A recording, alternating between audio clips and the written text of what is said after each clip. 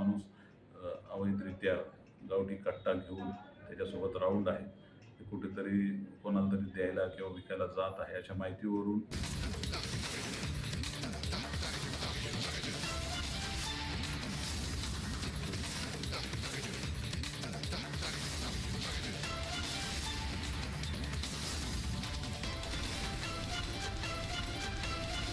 नमस्कार, मी PI धनंजय पाटील, तालुका police station Dhule.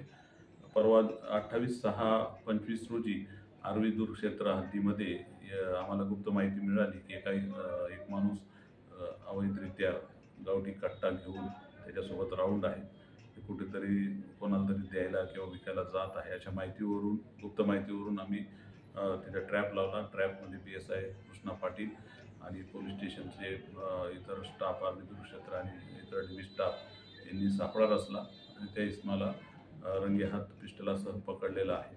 त्याच्यामध्ये एक कारवाई करून गुन्हा नोंद करण्यात आलेला आहे. एक पिस्टल, त्याच्यासोबत 2 राऊंड मिळालेले आहेत आणि त्याचा मागचा आणि पुढचा शोध आम्ही घेत आहोत. गुन्ह्याचा तपास पुढे चालू आहे. सध्या 2 दिवस पोलीस कस्टडी आरोपीची मिळालेली आहे.